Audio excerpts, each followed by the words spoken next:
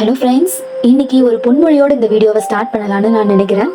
இன்னைக்கு நான் ஸ்க்ரோல் பண்ணிட்டு இருக்கும்போது வீடியோவில் வந்து ஒரு நல்ல வேர்டு நம்ம வந்து தேடிக்கிட்டே இருப்போம். தேடும்போது இன்னைக்கு நான் பென்சிலை தேடிட்டு இருக்கேன், ஆனால் எனக்கு அது கிடைக்கல. ஆனால் நேற்றைய தேடல் பேனா எனக்கு கிடைச்சிது.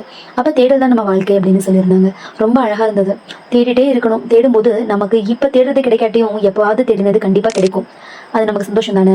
சரி, இந்த வேர்ட்ஸ் நல்லா இருந்துச்சு, அதனால தான் உங்ககிட்ட நான் ஷேர் பண்ணேன். ஸோ இன்னைக்கு என்னோட நாள் எப்படி இருந்தது அப்படின்னு ஒரு ஷார்ட் ரீகேப்போட பார்த்துக்கலாமா? எனக்கு டைரி எழுதுகிற பழக்கம் இல்லை, ஆனால் இன்னைக்கு இந்த மாதிரி வீடியோஸை நான் சொல்லும் போது எனக்கு அவ்வளோ ஹாப்பியாக இருக்குது. இந்த நாளை நான் அவ்வளோ அழகாக ஞாபகம் வச்சுக்கலாம்ல அப்படின்னு சொல்லிட்டு. ஃபர்ஸ்ட் என்னோட டே இன்னைக்கு எப்பவும் போல 6 o'clock ஆரம்பிச்சது. ஆனால் விட்டு விட்டு எந்திரிச்சது என்னமோ 7 o'clock. ஏன்னா சாட்டர்டே எந்திரிக்கணுன்ற எண்ணமே இல்லை. எங்கள் வீட்டில் அம்மா வேற வந்திருந்தாங்க. ஸோ அம்மா வந்து தான் நமக்கு எவ்வளோ ஜாலியாக இருக்கும். அம்மா அவங்களே எல்லா வேலையும் செஞ்சுருவாங்க, நமக்கு பாதி வேலை கம்மி அப்படின்ற நினப்பில் ஜாலியாக படுத்துட்டேன். ஸோ லேட்டாக 7 மணிக்கு தான் எந்திரிச்சேன். 8 மணிக்கு ஸ்கூலுக்கு கிளம்பணும். ஒன்றுமே சமைக்கல, சப்பாத்தி மட்டும்தான் செஞ்சுட்டு உடனே வேலைக்கு கிளம்பியாச்சு. இன்னைக்கு ஸ்கூலில் எல்லாத்துக்கும் இருந்துச்சு, ஆனால் கிண்டர் கார்டன் ஸ்டூடெண்ட்ஸ்க்கு எல்லாத்துக்கும் லீவ். அதனால என் பையனை கூப்பிட்டு போக முடியாது. இருந்தாலும் பரவாயில்ல, வீட்டில் அவனை வச்சுக்கிட்டு சமாளிக்க முடியாது அப்படின்னு சொல்லிட்டாங்க எங்கள் தாத்தா பாட்டி. அதனால அவனை ஸ்கூலுக்கே நான் கூப்பிட்டு போயிட்டேன். அங்கே போயிட்டு அவன் ஜாலியாக இருந்தான். நானும் என்னோட கிளாஸஸ் எல்லாம் முடிச்சுட்டு வீட்டுக்கு கிளம்புறதுக்கு முன்னாடி ஸ்பெஷலாக என்ன இன்னைக்கு நடந்துச்சு அப்படின்னா, டீ கடையில் நீங்கள் பன்னு சாப்பிட்ருக்கீங்களா? அதுவும் இல்லாமல் அந்த ஸ்வீட் போண்டான்னு ஒன்று போடுவாங்க தெரியுமா, மைதாவில். அது சாப்பிட்ருக்கீங்களா? அது நான் சாப்பிட்றது ரேர் தான், ஆனால் எனக்கு அது ரொம்ப பிடிக்கும். அதனால் எங்கள் ஸ்கூலில் ஒர்க் பண்ணுறவங்க கிட்ட நான் சொல்லி விட்டுருந்தேன், வாங்கிட்டு வந்தாங்க. எனக்கு என் பையனுக்கு 2 பேர்த்துக்கும் சேர்த்தே வாங்கிட்டு வந்திருந்தாங்க. செம்ம டேஸ்ட்டாக இருந்தது.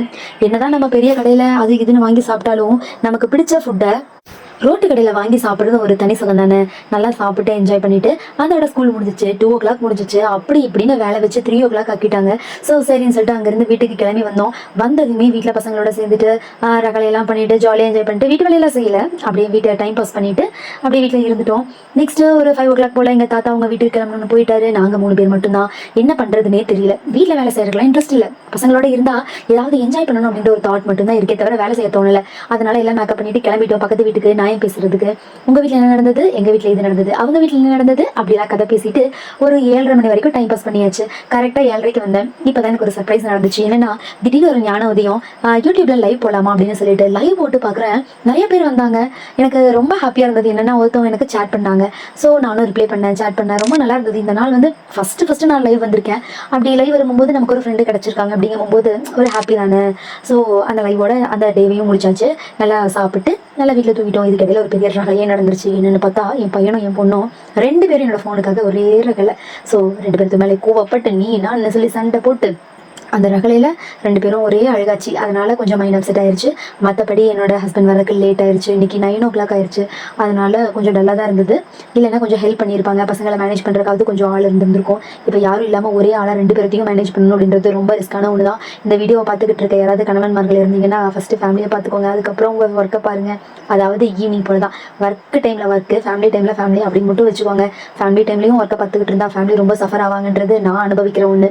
நீங்கள் என்ன நினைக்கிறீங்கன்னு கமெண்ட் பண்ணுங்கள். அவ்வளோதான். இந்த நாள் ஓகேவா இருந்துச்சு, சூப்பர் டூப்பராக இல்லை. நாளைக்கு சண்டே எப்படி இருக்குன்னு பார்க்கலாம். தேங்க்யூ ஃபார் வாட்சிங். Take care. Bye bye.